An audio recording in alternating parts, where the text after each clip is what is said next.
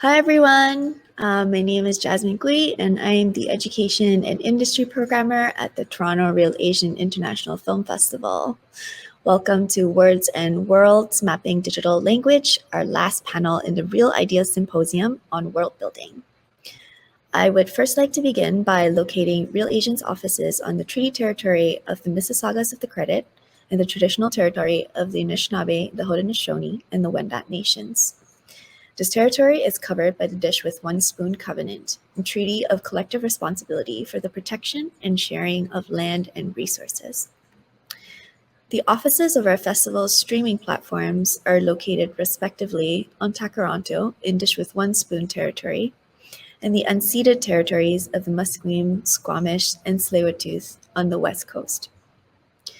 In the space of a digital symposium and in the light of today's panel on digital strategies and language, I want to recognize the way development has historically been used to steal land and displace people, and how technology in very material forms is wielded to suppress, surveil, and inflict violence on Indigenous communities. In light of this, we hope to take up critical conversations on digital tools and digital spaces, and also interrogate the liberatory promises of digital futures. We encourage audiences everywhere to learn and remember the histories of the lands they are settled on. Here on Turtle Island, we recognize the numerous treaty lands, agreements, and the unceded territories, and also the ongoing work of Indigenous leaders and communities fighting for reparations and justice. We honor the work and follow the lead of Indigenous organizers, creatives, and communities that continue to give us hope, language, and possibility. Thanks again for being at today's panel. We'd like to thank the Canada Council for the Arts Digital Strategy Fund and Ontario Creates for the support of this symposium. Just a reminder that if you're watching live from our watch portal and want to ask questions, to send it through the chat or the type a question box that's at the top of the screen. If you're viewing from the phone, the chat will be underneath the screen. I will now turn the time over to today's moderator, Atif Khan, who will be introducing our panelists. Welcome, Atif. Hello, thank you so much, Jasmine, for the lovely introduction. So I'm going to be introducing all of our lovely three panelists. So I will just read their bios. So first is Nasra Mohammed. So Nasra Mohammed, who's from Etobicoke, shout out Jen and Finch. Nasma's bio reads as follows. So Nasra Mohammed is a resident of the Jen and Finch community. She has recently graduated from York University's Urban Studies and Sociology program. Congratulations, that's huge. And some of her interests include challenging urban issues that impact low-income racialized communities, such as over-policing, transit-oriented gentrification, and housing. So lovely to have you here, Nasra. So I'm so excited. We'll have a lovely conversation. And so the next panelist is going to be Mashal Khan. So Mashal Khan, based out of Hamilton, is a multimedia artist who was born in Khyber Pakhtunkhwa and, along with her family, immigrated to Turtle Island in 2002. Mashal graduated from the University of Toronto with the Honours Bachelor of Arts in Equity Studies, Sociology, and Arts. She values freedom, justice, and equity. Within her work, she hopes to subvert the white and or male gaze that is often spoken on behalf of marginalized women of color. Lovely to have you here as well, Mashal. Hello, I'm so excited to get to the program, all of you. And then finally, for our last lovely panelist is Madiha Tahir. Madiha Tahir is based out of New York City. Madiha is currently a postdoctoral scholar researching transnational militarism, drone warfare, and surveillance studies. She's currently conducting a project on militarism and political violence at Columbia University's Brown Institute for Media Innovation. She is a former journalist, a documentary filmmaker. Her film, which we will also drop with the link as well, is Wounds of Waziristan, and the co-founder of Tanqeed, which is a bilingual zine of politics and culture. And then finally, Madiha Tahir is also the co-editor of a book of critical essays, Dispatches from Pakistan. So basically, Madiha does a lot, essentially. That's what we're saying. But it's lovely to have you here, Madiha, as well. I'm obviously always excited when I program you or think of you in your work. So I'm really excited for this conversation that I have with all three of you. So now if I can just pull up the... Yes, thank you so much. So the panel that we have for today is called Mapping Digital Language, Other Words and Worlds. And so this is the second panel that comes out of our Real Asian International Film Festival's co-programmed Incubator, which is called Codes of Contact. Can I get the next screen, please?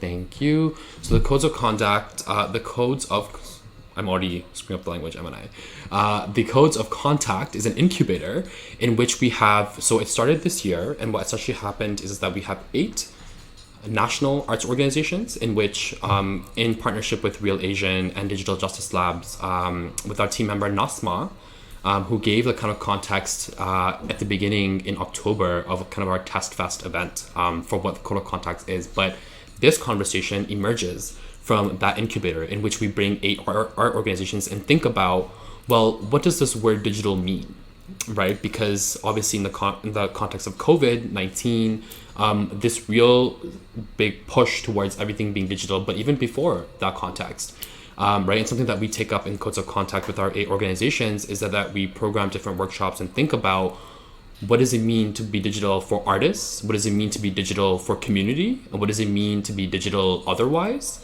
And so this panel in our conversation will really think about this word digital and really extending its boundaries, its definitions, and really, I think, with our lovely panelists, really thinking about what is the place of the digital in our own lives and the work that we come from as community organizers, as multimedia artists, as scholar or thinkers, and everything in between. So next slide. Thank you. So bringing up to kind of this idea, I think that one thing that we can extend from Codes of Contact is this word called the digital, right? And we'll take this up further as we kind of move along, but something to kind of think about, at least for us, in terms of grounding this conversation and giving this kind of context in place. That might be helpful for our panelists, but also those that are kind of, watching it and don't know about Codes of Contact, is that we really question this word digital. We don't just take for granted that it has some sort of single definition category, and therefore now we know this word called digital. And so in the next slide, what I have is just really pulled up the first definition that I found literally by Google search in terms of what is the digital defined by Google in the most abstract, most kind of, general form. And what it says is digital technologies are electronic tools, they're systems, they're devices, they're resources that generate, store, or process data. And so the examples that we, of course, now all know include things like social media, things like online gaming, things like multimedia and mobile phones. And so what we're really doing with kind of Codes of Contact and this conversation is really stretching this definition that comes up on Google first thing that we might assume or think that we know what the digital is, but lo and behold, does the digital account for critical conversation, right? Can we account for the work of the upcoming panelists into this definition and stretch it, right? And so that's kind of what I wanted to start with kind of for our panelists is when we see a definition like this, I'm really curious to see what are kind of our first thoughts about, we see this word, it has a definition. And for all of us in our, myriad of different works that we come from, what are the different ways that, does this hit us? Does this definition kind of hit us somewhere? Do we think that it has something going on? Is this fruitful? And really thinking about it in the kind of context of, can we stretch this? And we'll get into the stretching later, but I'm just really curious about, our panelists having an immediate reaction to a definition that comes up first in Google search. You type in digital, this is what pulls up. And so maybe we can start with Nasra, and then maybe go from there. Nasra, what do you think? Okay. So the first thing that comes to mind when I think about digital is in the context of an age, rather than just like these type of like nitty gritties of electronics and everything. Yeah. I think about digital as a way now where our society is, where everything's integrated, and now it's not more of a commodity, it's more of a need, and something that without it we cannot really do things within this material world right now. So I think about it in that abstract way at the moment, but I guess we're going to get into the nitty gritties. It's not like I think about the tech industry as well, and I think about the romanticization of tech and pushing that rather than thinking about like what's the issues. That's what I think about. Yeah, absolutely. I think like to what this definition is to what you were saying is the abstraction. Like it's so broad that whatever happened to, things like people. And I think especially it's interesting because I was like, Nostra comes from Jana Finch, and I'm just across from her in Rexdale, and we come from a low income racialized community. And so the word digital is very particular and very specific. And so I think for us to, as we get into this conversation, and partly why I 100% knew that I was going to program you for this is because our own activism and community organizing is based out of extending this work, right? But I'm also curious, Michelle, maybe you want to go next, and if anything kind of hits or is anything landing for you, what do you think? I think that this definition, like you said, doesn't take into account like the human connections and human relationships that are built outside of the digital. I think it's important. I think for me personally, the digital is a place where you can build community, but I think when it just stops at the digital, I think that's where like this definition is lacking. Right. It needs to like be used as a tool to create relationships and community. Right. But then on the other side, like I think we think of using the digital, but we don't really think of the digital space using our own information for different things like surveillance. So yeah. Yes, keyword. Yeah. 100%. No, I'm so happy you touched on that. And it's a perfect segue because Madiha's work is literally, if anything, really embedded into this kind of conversation. So Madiha, I'm sure you have hundreds of things to say, but I'm just wondering what's kind of coming to your mind. Yeah, hi. Yes, thank you first of all for this conversation. Yeah, I mean, I think of digital in terms of a form of world building, really. And what I mean by that is that digital technologies exceed the spaces in which they are deployed. So it's not just about tools and systems. It's about a new way of comprehending, or another way of comprehending the world. Taking for example, I mean, the digital, I think about it in terms of data, requires particular forms of data for it to make sense and for it to function. And that has impact, a lot of impact in terms of our comprehension about race, about gender, about black and white, all kinds of things.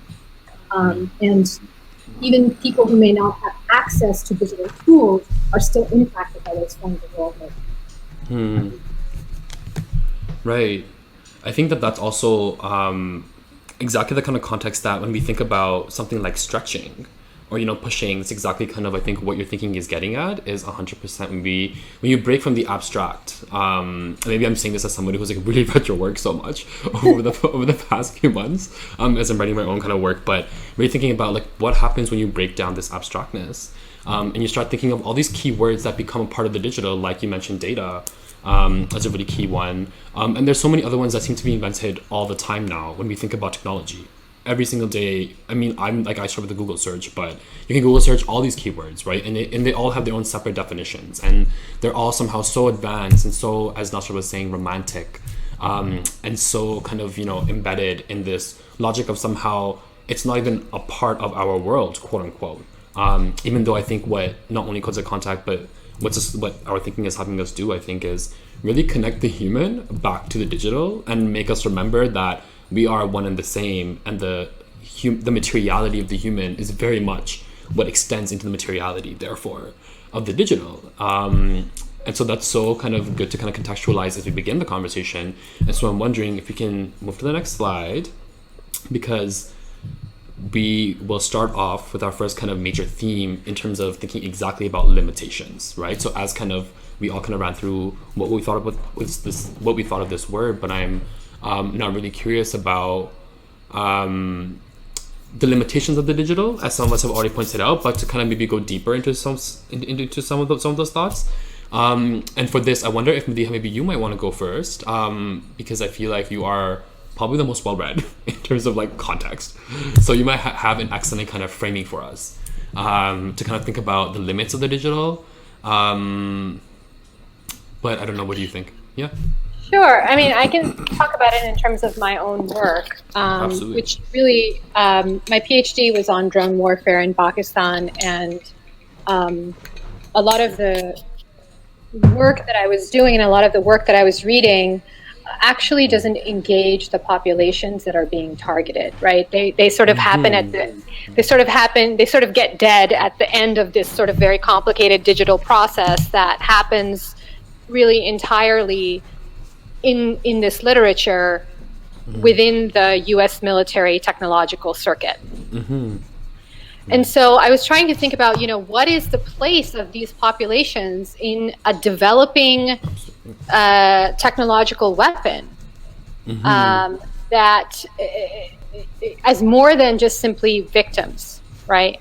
And one of the very obvious things is obviously that these populations, as I was saying, are, even though they are not in the standard sense part of the digital, they're not producers of the digital technology, they're not workers in this digital regime of drone warfare, but they are experimental subjects, right? And that's something that I think when we start to think about digital, I think there's a tendency to examine the digital either in terms of the workers or producers or consumers. And those are the three that do get talked about, the three sort of categories. The category that doesn't get talked about actually are those that are being used as experimental subjects, which is an entirely separate, sometimes overlaps, but it's a separate thing, particularly when we talk about weapons of war. Yeah, absolutely. And I'm so happy that that's the kind of framing that we're starting with, because I think that is exactly the kind of stretching that reminds us that the digital comes out of so much militarization at its kind of core, that whether it's GPS technology that wasn't made for humans to be so connected and so we can all come together and do these things, but started with this funding that came from the government or military institutions for a very particular reason in terms of how do we quote unquote defend the border, right? Let's say a border wall, the most maybe bigger frame in terms of the North American context that we might know.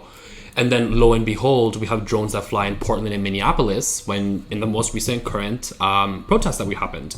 Drones literally from the US-Canada border of the Department of Homeland Security were flying and diverted from the Canada-US border and were flying over Portland and Minneapolis, whose proximity to Toronto, for example, is so close. So I think that what also it's lovely to kind of like hear that context is because it helps us stretch the geography of what is digital, so that yes, we might, for example, you might be in New York and we may be in Toronto, quote unquote, physically, but to remember that all these things are so interconnected and tied, that this conversation is so much more about just, the definition of this word, which is, yes, absolutely important. But 100%, I think, to what you're helping us do is really stress the geography of these things as being connected. And also what your work does really well is exactly that. I think that the approach that you've taken in your work is when you humanize war in this way, and I say it as somebody who's working through these ideas now in my own writing, but Madhi has a very significant part of that work as well, and kind of generating these really core ideas. Is exactly as we say, what does it mean to fragment things, to break things, to not have definitions?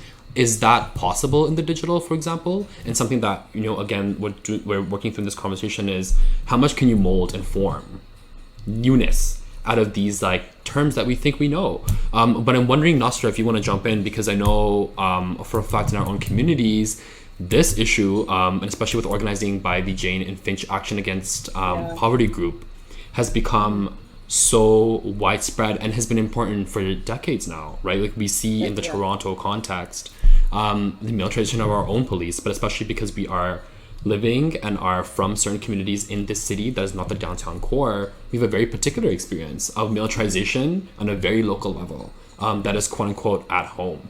So I'm wondering if you want to jump in, maybe kind of give us a bit more context. I do. Yeah. So I'll start by saying like the digital is not far removed or completely not removed.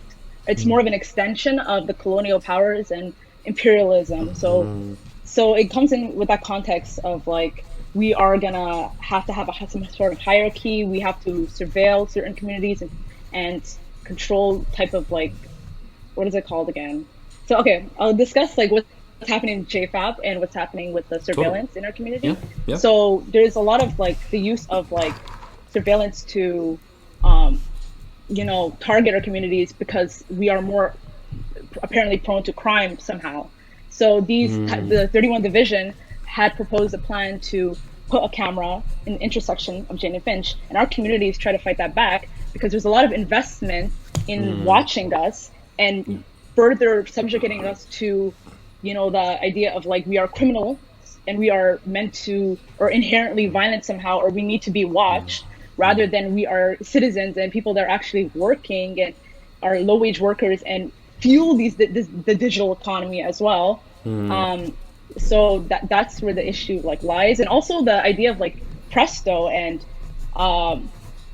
Presto being integrated in our community, and a lot of people don't like. There's not a lot of, you know, like digital type of translation of like, oh, how do we use Presto? A lot of people are used to, you know, using, you know, change or using tickets, and Presto itself is kind of like a type of way of to kind of further police certain like our communities because of the use of transit police in the city of Toronto that kind of like targets brown and black youth that are from our community. So I'm kind of like going everywhere, but I hope that kind of yeah. No, absolutely. And I was thinking like right away, you know, when we so Presto Madiha, because I'm thinking about like maybe Madiha might not know what Presto is, but it's basically like our bus pass system. Like they now coded it into like this card. So now like you got on the bus, it's like swiping the Metro cards for New York, but it's basically like that system. But directly down Jane and Finch and Rexdale, that community, so Finch Avenue West, the street, is currently, so right now the infrastructure development happening on that street until 2022, I believe, is when it's opening, is a new LRT system. Because the government, for whatever reason, had voted in that instead of subways, we'll make LRT.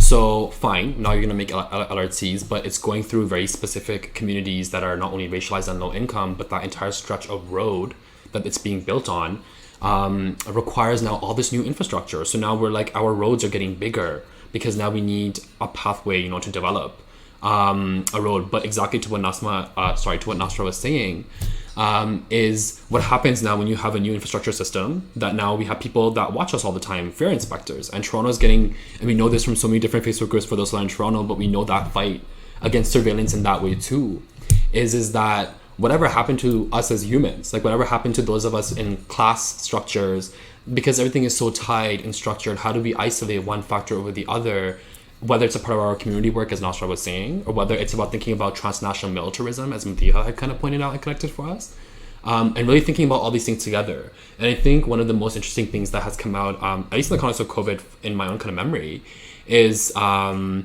artwork that is now being taking up issues of surveillance. So whether it's Trevor Paglin, for example, or whether it's, you know, certain figures in our own city, or certain organizations. But I'm wondering, Michelle, if you might want to jump in here and talk to us about what does the artistry look like in conversation with some of these themes like surveillance or even militarism? Can you just repeat that question for me real quick? Yeah. Okay. So just connecting kind of Madiha and Nasha's points together, I was just saying that you know, the role of art in COVID-19, taking up the digital or issues of the digital, things like surveillance, has also, to me, in my mind, and what the examples that I've seen, has increased.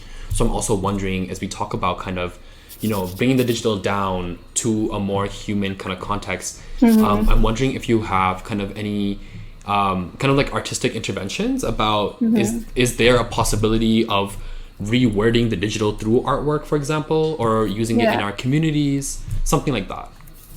For me, I guess I don't specifically deal with surveillance within my art practice, but I try to learn about it like through different artists. But within my multimedia practice that I'm just starting to explore and starting to work on, I want to create other spaces for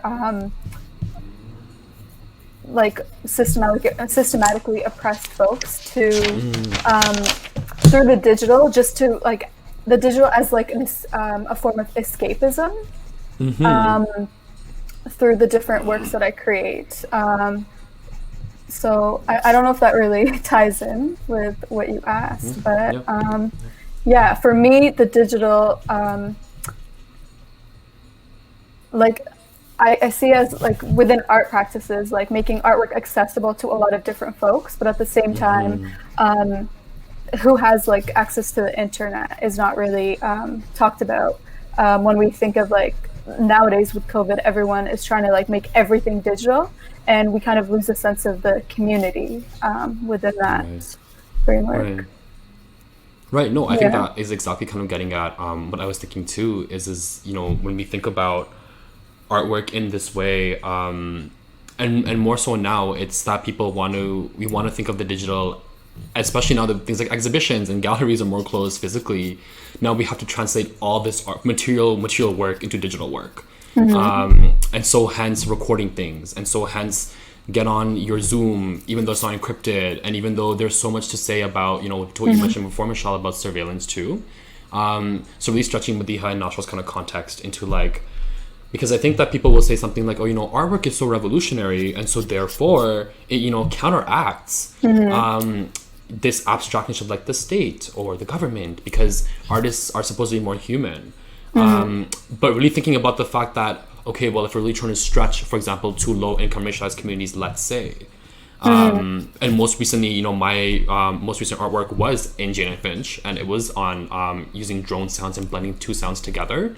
To think about how that is our future sound of our community. We will hear drones in the next 10, 20 years, because we know Canada's government is investing in drones right now.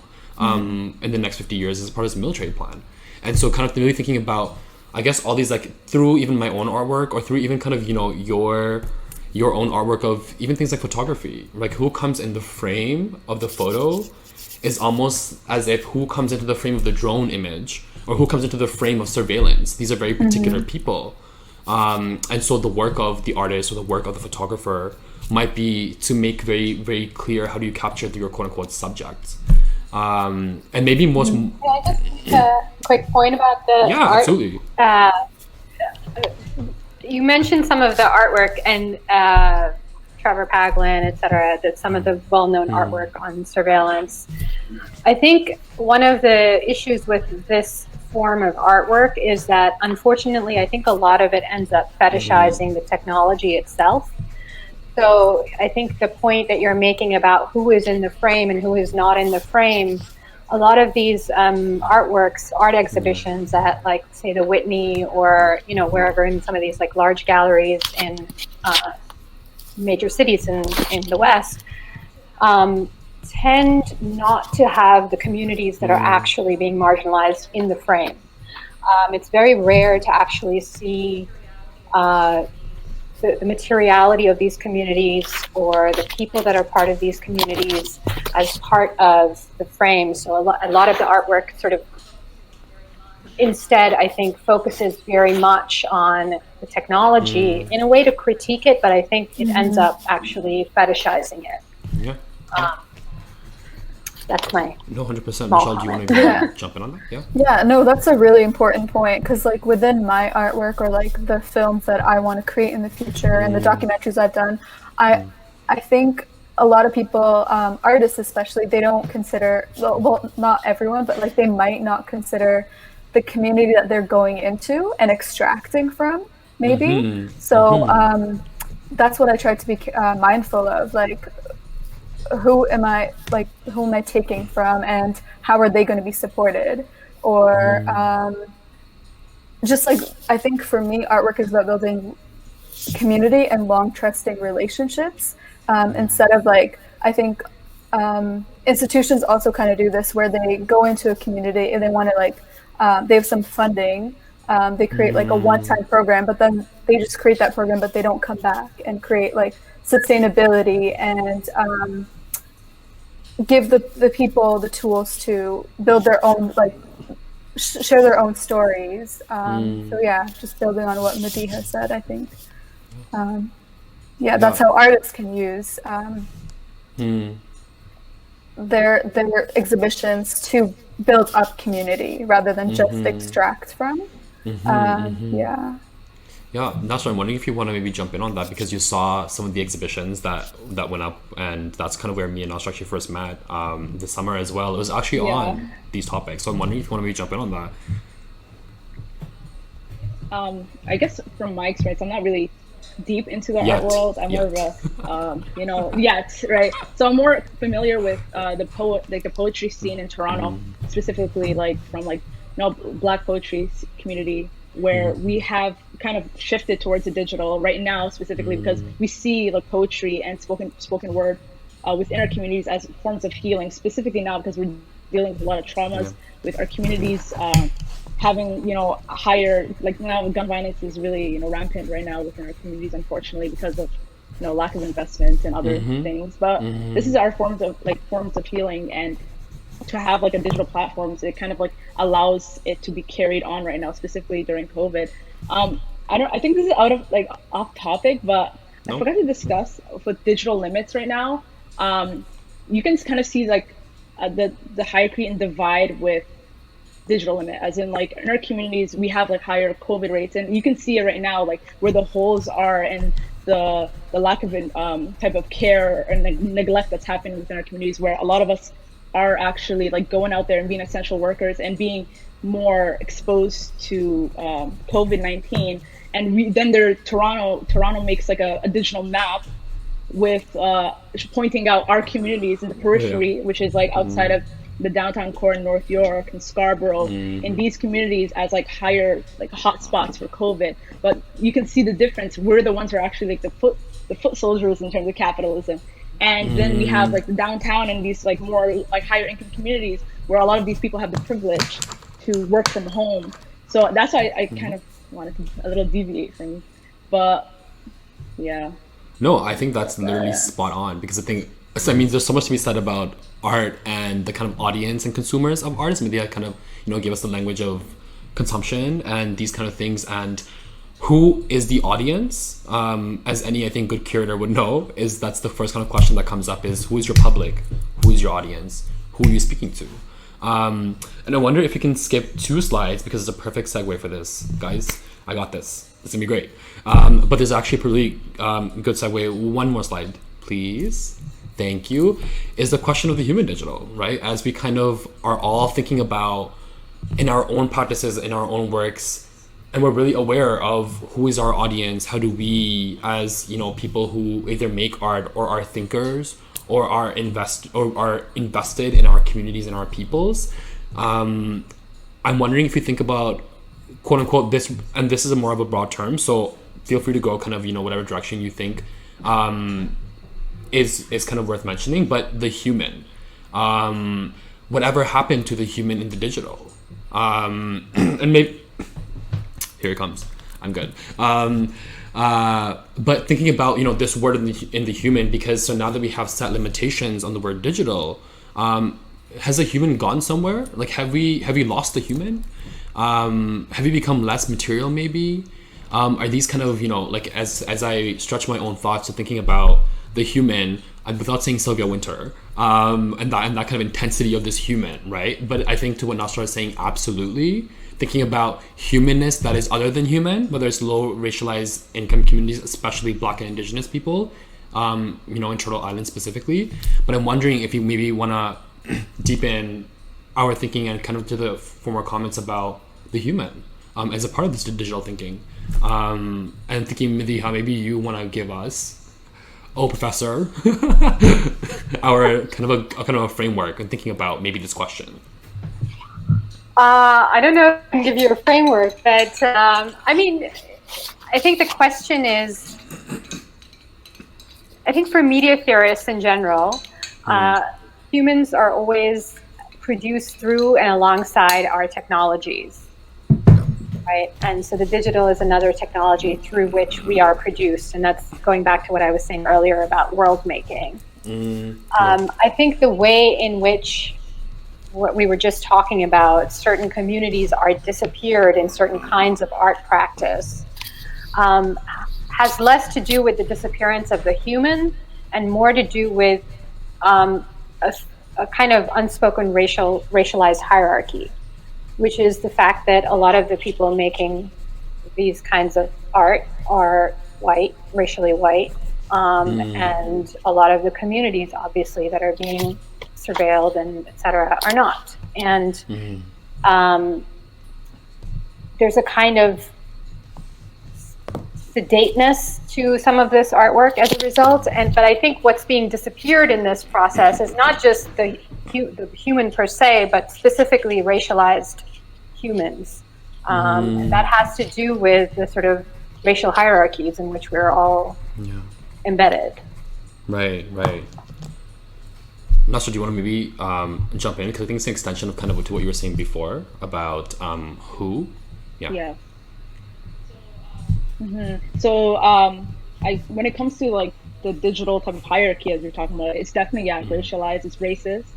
And when we discuss like the digital as an age of like a new frontier, we're doing such great things, it's a shiny new type of thing, they forget who they exploit and who they use in order to kind of produce the digital world, to produce these material items, to make everything go. For example, like we have to think about it in an international context, of course, when it comes to the resources, like like the minerals that come from the Central Africa, for example, or certain mines that are happening within Canada, Turtle Island, with the mines that are happening within like actual like off of reserves, where it's kind of diminishing the human too, because it's poisoning some people. They don't think about it as like in the environmental context. It's very anthrocentric and very what is it called again? Eurocentric in some form, because it's like we conquer, we rule, we evolve, but you forget who you leave behind and who you exploit and use, right? So they don't really. There's not a lot of like conversation about that when it comes to within the tech industry, at least. Yeah, 100%. And Michelle, it's funny because I was like, it reminds me of your most recent, it's not your most recent Instagram post, but you had in your story, because me and Michelle are actually friends outside as well. But it reminds me of the story when you had said the word shooting for photography has a military connotation attached to it. And so therefore, when we think about photography and the human, I'm super curious because when you posted that, it made me think right away about, our upcoming panel, but also when you're thinking about in your own artistic practice, when we think about the human in a centered frame of a picture, let's say, and you as a photographer and as a multimedia artist, are these things resonating as well maybe there? Sorry, I just had to unmute myself. I almost forgot. Okay. No worries. Yeah, I think for me, my artwork starts with the human, and then like the connection that I have with the person I'm photographing, like building that connection, and then it goes to the digital. Okay, sorry, can you hear me? Yes. Okay. You're good. Okay, so for me, I think the digital is just like secondary to the relationships I build within my art practice, which is really like central to me, and understanding and analyzing like my own privileges within the work I create. And I feel like within my photography, anyways, when I'm photographing a person, it starts from a conversation that we have. And building like that ease within our relationship first, and then whatever product that comes out of that or photograph that comes out of that, it's like secondary to that connection that we've had. So yeah, I don't know if that like kind of made sense, or I don't know if you want me to expand on anything. Yeah. I love that you use the word relationship, because I think that is exactly like when in my own kind of thinking, I guess when I was thinking about what is a really key question thinking about the digital, and I think human, I'm 100% thinking alongside this other keyword, which is relationship. And to me, this has really come to me in my own reading and thinking with indigenous philosophers and thinkers, most recently at least, like Audra Simpson or Leanne Simpson at least, that do a really kind of grounding work of thinking about humans first, or peoples first, or othered, or those that were othered kind of first. And so I'm thinking, can you also kind of expand for us maybe about your own thinking of relationships and what that means? You kind of touched on it, but I wonder if we can kind of maybe get a bit more depth to that, if you're okay with that. Yeah, for sure. So I guess like within from like a perspective of artist, I always think of who I'm photographing or who I'm making a video of, or like what these communities that I'm going into, how will what I create affect how they're represented online. so like, although I may go into it with like good intentions, that I'm like helping people tell their stories, I think it's really important for artists to like keep going back and forth with, I don't want to say the subject, but sometimes that is like that is what, I don't know what other word to say, like with your the relationship that you build. So for like building a relationship first is really key, because without that, I think you as a person with your own biases or whatever can kind of like put your understanding of them and their experiences, rather than like letting them represent themselves, if that makes sense. And there's no agency, which is what I always try to think of within my work. Right. And it makes me kind of think about Wounds of Waziristan, Madiha, because I know the context of kind of at least some of your interviews and kind of, you know, things that you've said about it as quote unquote as anthropologist, but also as a journalist, right, who made this documentary on drone warfare, thinking about exactly the question of relationship. I'm wondering if you maybe want to touch on that, or maybe give us kind of more thoughts about relationships in that context as well.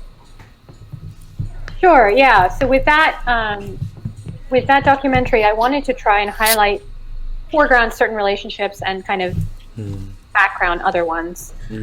So the thing that we actively did not do is that I did not really have any American or white talking heads in the documentary, and that was an active decision. I had interviewed people, and I decided not to do that.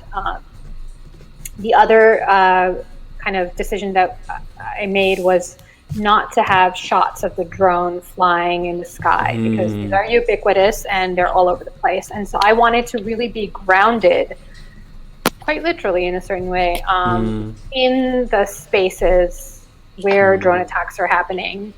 The interviews for that documentary were obviously not done in Waziristan, where the drone attacks are happening. It was not possible. They were done in Islamabad, the capital of Pakistan. But I really wanted to sort of foreground the interviews that I had and just leave them kind of on their own terms, and say a little bit about how I was coming. So there's a little bit about my own background in the documentary and how I arrived at the subject matter.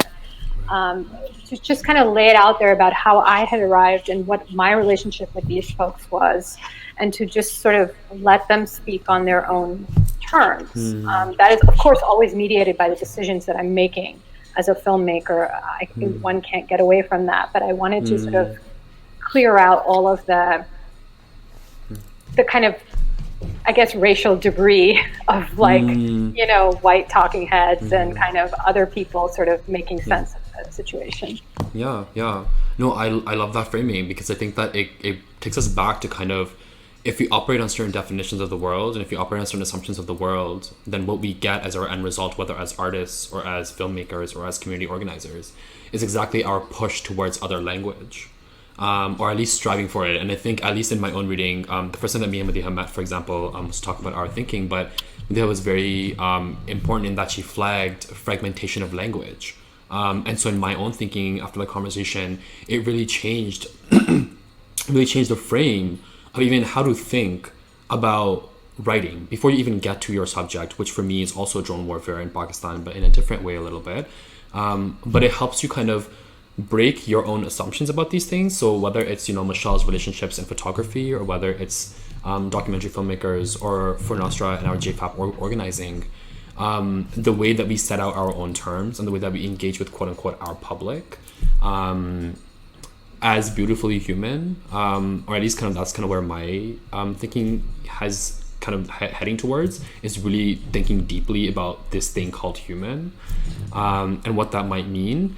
But I guess at the same time, as we think about the human, then we must also, almost in parallel but not in binaries, think about the digital. And so I wonder if on the next slide, I have kind of, you know, this really big key thinking that I really wanted to hit at was this wording maybe of digital monsters, whatever that might mean.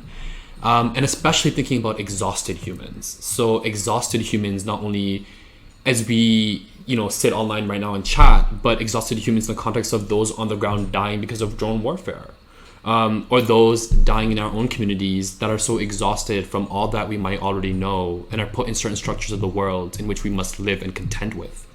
And these become, quote unquote, I think, what I might refer to as digital monsters. Whether it's surveillance or militarism, whether it's the fact that we are in absolute white supremacist structures, wherever we look, partly because of our geography, we tend to become, at least in my thinking, and I know I'm struggling with this right now, is really thinking about myself not as sad, as a very kind of, and I say that very kind of loosely as a maybe a bad word for saying kind of what I'm trying to say, but as a sad or exhausted person, just very exhausted in that kind of digital context. And I noticed surveillance is kind of, my first jump for what is a digital monster. But I'm wondering if, and I'm sure you guys have tons to say about maybe this framing or thinking about digital monster or monstering. I don't know. But maybe Madhiha, I'm sorry, I know I jump to Madhiha all the time because in my screen I see her first. So I'm like, oh, Madhiha's first. And you don't have to go first by any means. You can totally pass it. But I'm just wondering maybe if you want to jump in on that kind of thinking, if that is resonating. Yeah, can you say a little bit more about your thinking about monsters? Yeah, I guess I'm thinking about monsters as in, what happens to those of us that are outside of this digital framework, the other than humans, the not yet humans, or to what you were saying, racial debris, or even ruins, like all of us that are not a part of maybe this thinking or this language. Is the digital our monster, or one form of a monster? It's obviously, I don't think, not all of the monsters. But is it okay? Is it, for example, fair to frame the digital as a form of a monster? And maybe to more of your context, it might make sense because it's like direct militarism. But I guess that's kind of what I'm thinking about. Yeah. I mean, so when I read the term digital monsters, of course, I think about the digital formation of the terrorist, and the ways in which forms of patterns of life surveillance and drone surveillance lead to, and the sort of, the gleaning of data from people's daily lives lead to the formation of monstrosities on the screen that then have very real effects for people who are being surveilled. And again, I mean, I think these people are not outside or beyond the digital frame. They're situated in a relation to the digital for which we have not really accounted for, or the literature doesn't really account for. And I think there's a lot of work, I think going back to what you were saying in our discussions earlier about language, there's still a lot of wordsmithing that needs to be done, and a lot of kind of speaking into being the reality of what it means to live a life under surveillance. In these spaces. Right. I'm taking notes. It's literally what I do. Media talks and I take notes. But I'm wondering, Nasra, did you want to maybe jump on that as well and kind of frame for us, again, kind of our own living context in which we are in right now in terms of taking that thought forward and placing it into that context? Wait, I have to gather my absolutely. Girl, take your time. Thinking, sorry. No worries. But even in this kind of context, I guess, of exhausted humans, Michelle, you and I were talking a few days ago, kind of on on the panel, kind of giving all this context. But thinking about, and I mentioned that I really wanted to kind of think about or frame sadness somewhere in our conversation, and to me that came up as this theme of digital monsters. But I'm wondering, Michelle, if we might jump back to a bit of that conversation too, about in the context of all that is, that we have at least right now, as of November 19th, 2020, what if at all this framing helps us? I don't know, in doing something. I don't think this is language work yet. I think this is just one framing of it. And I think language work is really hard and something that we'll actually touch on as we end thinking about language. But I'm wondering if maybe you want to jump in on that kind of, thinking about whether it's sadness, whether it's exhaustion, whether it's digitally, you know, not present. If anything, it's a bad word, but I think you know what I'm saying. Yeah. Totally. I guess, yeah, personally for me, as an artist or like emerging artist working, building myself within this field, it just seems like you always have to be on all the time and plugged in. And that creates kind of like a loss of presence for me personally. And like as an artist to apply for different grants and learn about different opportunities, you have to have a connection to the internet. You have to know which like organizations to follow on Instagram and all that stuff. And I always think of like what kind of artists and like emerging artists that this is missing in a way, like who does it miss? So and who does it leave out intentionally within the art field? Yeah, if everything becomes so digital, the people that don't have access to the digital, like have high speed internet, since COVID-19, everything is becoming so digital. So I'm just always wondering about like who it's missing intentionally and systematically. So yeah. Not sure how you're feeling. I know, right? Oh my god.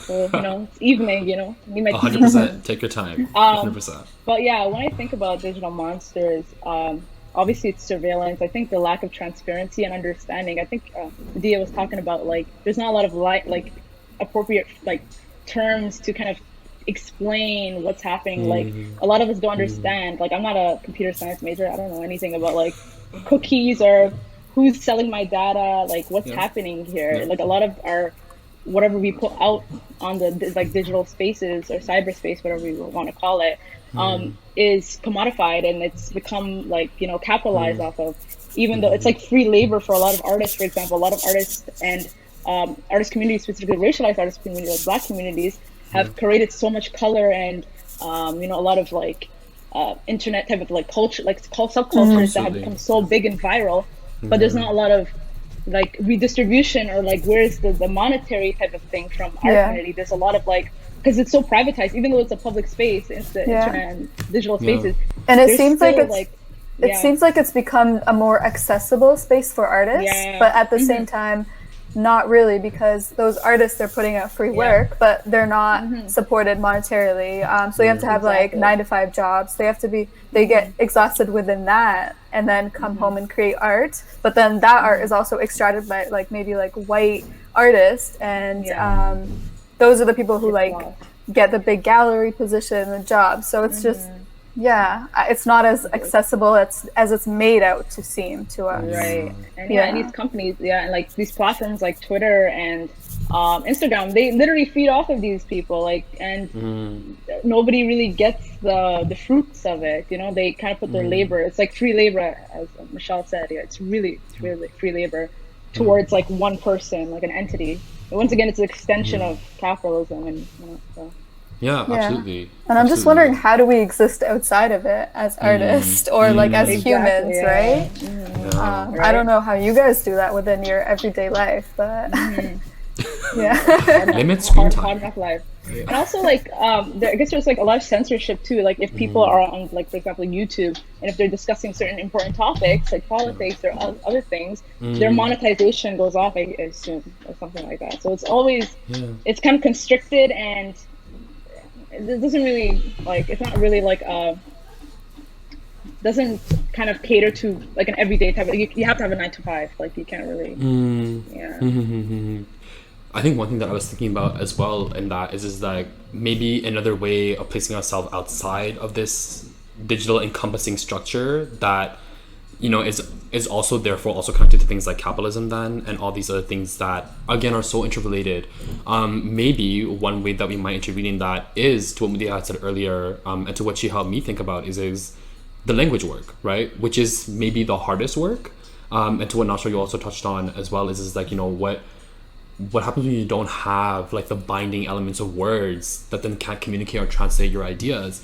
And actually it's a perfect way to also kind of close out the ideas of what we're saying, is because on the next slide I have up for us this idea of truthful worlds, language as power. Next slide please. Thank you. So we have, so I put, and here's kind of like really rough quick thinking, was truth slash full. So thinking about truth and language, and really thinking about Madiha's really early, the ground was always in play reading. Madiha, I always read readings. So the ground was always in play when she talks about word and truth and war, right? And things like fog, murkiness, darkness, things that can't be contained or captured in words, things that are slippery. And so thinking about language as a way of power that maybe helps us shift not out of the digital per se, but gives us other language that helps us push harder against the fact that not only are we peoples who might be outside of this thing called the digital, but where is our truth? Whatever happened to maybe some of our truths that are either dismissed, displaced, disappeared, to what Mudia said before, whether it's in our artwork, whether it's in otherwise. And so I'm actually wondering if on the last slide, we can jump to the last slide, which is just next, which gives us two poetry books that I absolutely adore. One is A Theory of Birds by Zaina Al-Sus. The specific poem that I wanted wasn't kind of in there, but she talks about language, and she starts breaking up language in her poetry work. And then the one beside it on the right is Norbasi Phillips, who is based out of Toronto, and her book Zong, which was about the slave ship named Zong. And she also works through language of fragmentation and thinks about violence in this way. So I'm wondering, like, really quick, last 4 minutes, you want to kind of get at, listen, you guys already know I'm being told time. But I'm wondering if we want to maybe quickly jump in, and we'll take this up in Q&A as well. But in the last kind of 4 minutes before our quick 5-minute break, someone can maybe jump in and say a few things about visually what you're seeing in like language as fragmentation or language work.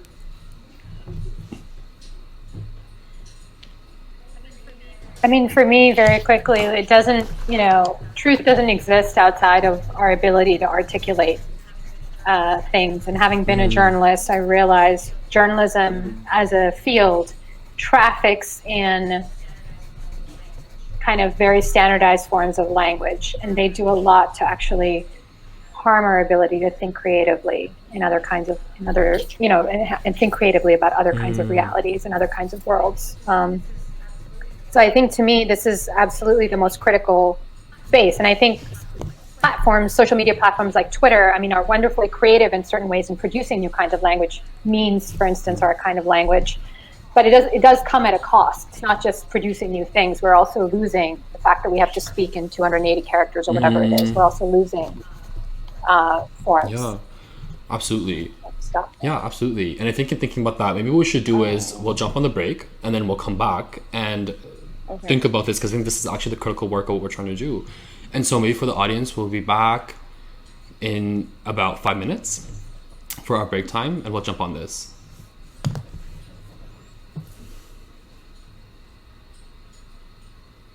We're good?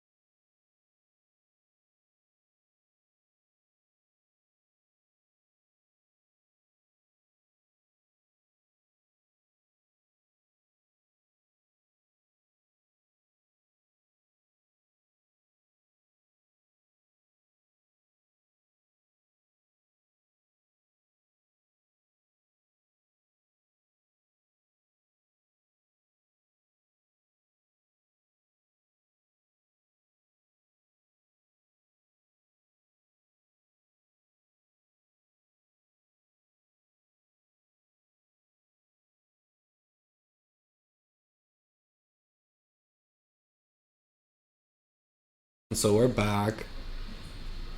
And so I think just kind of putting, I'm sorry, not putting, wrong word.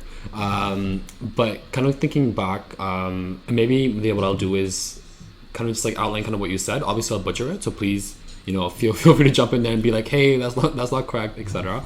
But to what Medea was saying in the context of Zaina's work and Norbesi Philip's work in thinking about language as fragmentation, and as a way of thinking about the digital through word and language, is she thinks about the word, how something like journalism as a field will traffic in a certain kind of language for others to read and take up. And so what Medea was also saying is what is our stake in thinking creatively about these other worlds, because this workshop and panel starts off by saying words and worlds, not because it's poetic in some way. I think it's a very simple kind of extension, but really thinking about is language world building, as some of these two poets, for example, will absolutely argue and say that it is. And then unfortunately the one thing that I didn't find and why I have Zaina's cover instead of the specific poem is that it's a newer book, and so I couldn't find the exact quotation that I needed. But to give some context of what I was looking for, I have the physical copy, I just don't have the digital version, is that in one of her poems, Zaina is thinking about freeing the land. She's of the Palestinian diaspora, and so she's thinking about freeing the land, but she is based in the settler context of the United States. And so she's trying to link in her own work, in her reading and framing, is thinking transnationally, almost similar to kind of what Medea does in her own work, in terms of how do we stretch geographies together that are so interrelated and interconnected, right? In A Theory of Birds, what Zaina is doing is thinking about birds as a way of freedom, but thinking about the dodo bird. And why is it that science classifies birds with certain names, like Latin names? And so why is certain language used conveniently at certain points to think about death or life in the context of these birds, for example, right? And one of the kind of major interventions of her poetry book in the kind of middle is that she stops in her narrative. So in her writing, she stops herself and says, excuse me, and I don't remember the exact, it's a longer quote, so I'm going to phrase this. But she says, excuse me, as I stop and reference my sister birds, and sister birds being the dodo bird. And then in her language, it has no words anymore, it has no format anymore, and it has no paragraphs. So it's literally almost on a Word document, if you can imagine, words falling off of a page. And it's literally like gibberish. It's A, B, C, X, Z, 1, 2, 3, literally written into the narrative as a way of thinking about language that, as we kind of spoke about already, words that we don't have yet. So what happens? And so I think that to extend kind of Medea's kind of thinking is that she's referencing Twitter at the same time about the limitations of words, while at the same time, do we really need this other language, this other word that these thinkers, artists, and as we in conversation have kind of pushed us all to think about? Is that something seriously to take up, right? And so Medea, maybe, I don't know if you want to maybe say more or if that's enough, but feel free to take it and see where it goes.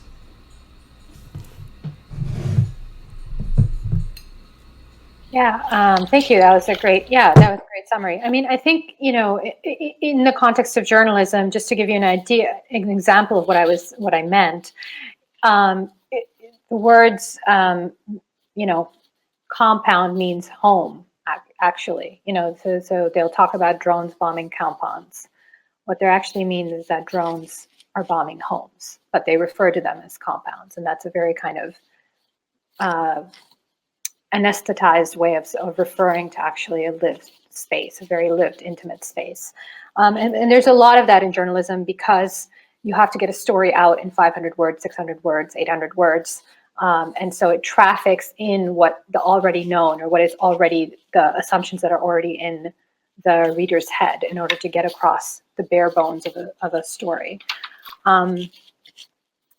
I mean, I think, these are great examples. Atif Solmaz Sharif is another poet who is sort of doing this kind of stuff, thinking through. She takes military terms and kind of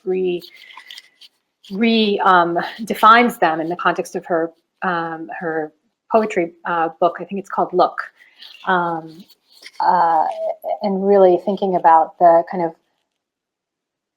She thinks about the emotional kind of felt space of something that, like a bomb attack, or these like sort of very kind of surgical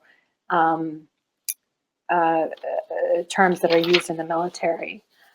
In my own work, I try to, for instance, I've stopped, I don't use the word soldier because soldier, has an implication of, it's somewhat a romantic term for some folks. I have started to use the term violence workers, and I take that term from Tyler Wall and David Correa, who are talking about cops actually in the U.S., but it's really an apt term for what soldiers actually are. They're violence workers. So yeah. Yeah, no. And I think maybe this is the most pronounced in something like thinking or working with military language, because it is so saturated with power explicitly. And so I wonder if, Michelle, you went with one of our mutual friends, actually, Hulud, who didn't know she was going to be mentioned today. But you guys went to do a documentary in Pakistan, in that area. And I'm thinking already about, in that same context, in even your own documentary work and your multimedia art practice, this search for language and words, or maybe this search for other humans that you want to include as a part of what happens in your art practice of these people who are marginalized, right, in different kind of ways, whether it's through words or whether it's in the material world, and are both together. What is something that kind of, through that artwork, is it possible then to be thinking about these things in that way? Is that something that you take up? I don't know if that's a fair question to ask, but I wonder if that's something that is resonating. I think for me, personally, when I think of like language, I'm more so focused on visual language. And within my own work, I kind of work on archiving moments and histories from my own family, because I'm Pakhtun and I come from Pakistan, but within that construct, we have oral histories mostly. So for me, archiving stories that have been passed down through generations of like grandmothers passing down to their daughters or what like that. So I try to archive moments with my parents. And then there's also like I also think about like the audience that's going to see my work, and they're especially like taking something from Pakistan, from my homeland, and bringing it to like a North American context and putting these videos in art galleries. I'm like, are the people that actually speak this language seeing this work? Or is it kind of like majority of white audiences that come into these white gallery spaces, looking at this and like kind of like othering my own people? So like I'm always like torn between like, does this even have to go out there? Because whoever's consuming it puts this like othering on it. It depends on the person consuming it, but like within art galleries, it's majority like in Hamilton where I live, it's like mostly like white folks that see my work. So I'm just like always contending with that. Yeah. Sorry, can't hear you.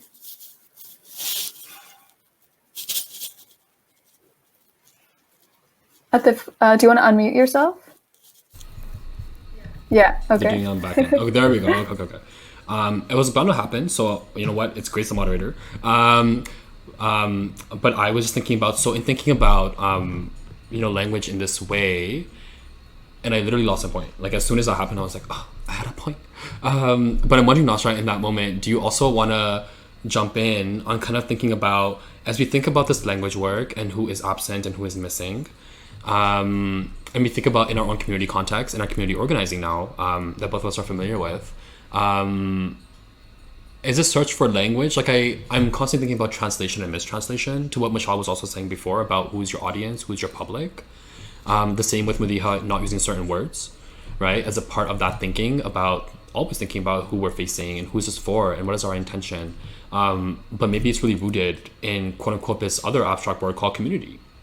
Right, so something that we struggle with on the ground all the time is who is our community, and who are these people that we want to love and that we want to care for, and we want them to love us, and we want to live together. We want to do all these things. But I'm wondering, Nasra, if you want to, jump in, because we've had a very particular summer in which we did this organizing work in different ways, alongside each other, paralleling each other. Yeah. Yeah, I do really think about like who kind of views, let's say, what our communities look like. Let's say like Michelle was talking about like how you brought this back to an art gallery, but like in the same time, it kind of speaks for itself. Like they need to see what they need to see, right? And it's kind of like a platform to show our realities in a specific way where it's true to our realities. So what's the issue is kind of like mistranslation of who kind of like consumes this media. But what's happening in 2020, I've noticed, is a lot of people are kind of, there's a lot of discourse amongst like the internet world, let's say Instagram or Twitter, where people are kind of like challenging and saying, are you really like reposting, for example, like let's say a lot of the violence that's happening, with a police brutality, are you reposting these for like trauma porn, or is it like, I don't know if that term is specifically used, but like, yeah, or do you actually care, like bringing back like that type of like kind of like putting a meaning to, or like kind of the internet kind of gives us a platform where we can actually like bring back our meaning in some way, and say like, no, you think that it means that way, like in this specific way, but like this means something to us, right, in a different way. So I guess like if I put it into context right now, it's like, let's say in Toronto, a lot of like what's happening in this summer specifically, a lot of mobilization has happened. A lot of people have been posting and reposting a lot of information, infographics, whatever it is, to simplify and put our message, even whatever, it doesn't matter how they consume it, but like a lot of people are seeing it and they cannot escape our message, escape what's happening in our communities, escape like what we need to hear. And now, like specifically in 2020, like these things are an issue. Policing is an issue. It's a corrupt type of like system that like upholds to capitalism and doesn't really benefit our communities. There's lack of investment. So a lot of these things are like projected on the internet, and we can't escape it. And it's a good thing because it kind of like mobilize certain people to kind of translate this towards the streets in some way. Like a lot of JFAF had done something like that. I think not another Black Life, a lot of pushing and kind of like controlling what kind of reception we get to, like, okay, kind of mediating that in some way. I don't know if that makes sense, but no, I think that makes a lot of sense. And I think that it reminds you to what Madiha's language was earlier, violence work, right? This kind of, what does it mean to like take this context? Maybe Madiha can kind of as you kind of close the conversation, think about this really important word. I think that is exactly what, when in envisioning kind of not only this panel thinking, but thinking about what does it mean to map digital language, is to really take words like violence seriously, and to really give them depth and rigor, and they have an incredible geometry, and to map that out, it's so difficult because of everything that we know. It's interconnected. But I think, maybe as you're saying to your violence work, that language, I wonder if you can maybe guide us about what that has meant for you in your own thinking, because I think violence is so essential to all we just talked about, as ever present. Yeah, I mean, I think for me, part of the question around language is how do you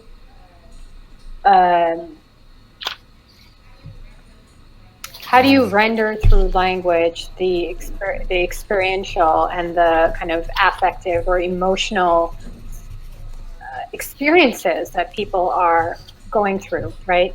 And I don't want language to be sedate about that, right? And I feel like Soldier, Compound, these are ways of making what is actually a very violent event in the context of a very violent structure sedate and surgical and neat and calm. And so I want to talk about the messiness of that. So, one way to do that is to shift the words, but another way to do that, what I was trying to play around with in the piece you mentioned, is, trying to think about using long sentences and kind of, just being sort of messy in the expression, to express the messiness of what it means to live those experiences, and the slipperiness of those experiences. And I think this is why art practice is so important, whether it's textual or visual, because that's really the way to kind of move past that, move past the kind of, our data-based world that like wants to stabilize and make everything discrete and neat. Yeah, totally. And extending from that exactly kind of poetry work of like fragmentation on a page, I'm wondering if Michelle, you want to also help us kind of close this out in that way, is when we think about artwork this seriously, especially as you said in visual language, what are some things that are resonating? There goes my voice. But what are some things that are resonating?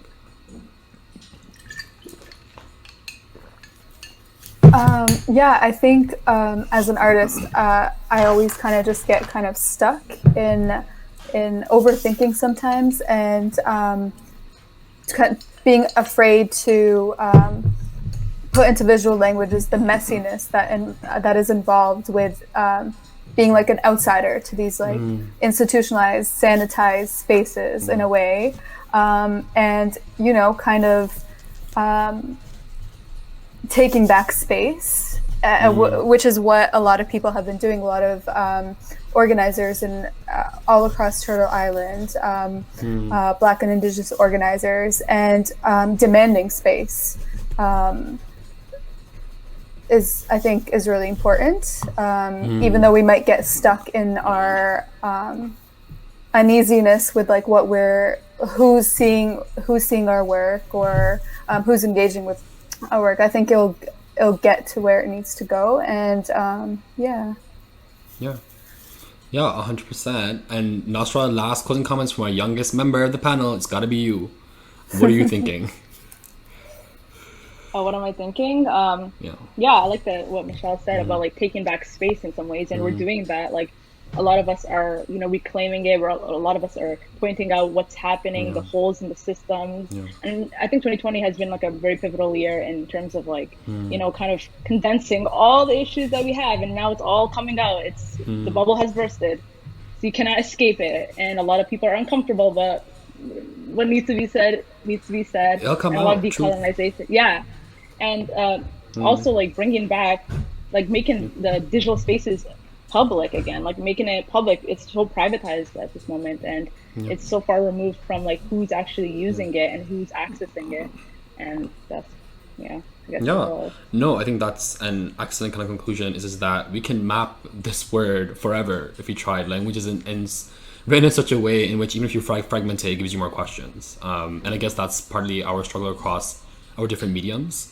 In all that we practice and all our thinking. But I want to thank you all so much for engaging with me in this conversation of the digital, and for anything that came up along the way. My voice is not fully out yet, so that's a good thing. But I think that Jasmine will jump on back here and take us out. Thank you all for such a candid, I think, and really timely panel. I think, as a film festival, we're also negotiating what it means for us to be a space, and what kind of structures we can build communally, flexibly, to really interrogate these stakes that we do have as partial institution, partial community space. And so, I really appreciate the conversation, the experiences that have been shared here. So again, I would like to thank Atif, Madiha, Nasra, and Michelle for today's conversation. Thank you to Anissa and Chris for ASL support from Toronto Sign Language Interpreter Services. Thank you to our digital producers, Mimi and Joe. We're almost at the end of our festival season. We have one event left tonight. It's the Scarborough Live Script Read for closing night. We hope to see you all there. A reminder also to vote for your favorite feature film or your favorite short film by leaving star ratings in our watch portal. And on the note of technology, our film forum on Discord will continue beyond the festival this year. So make sure to join us there for some really interesting conversations on this year's films. Please stay safe, everybody, and take care.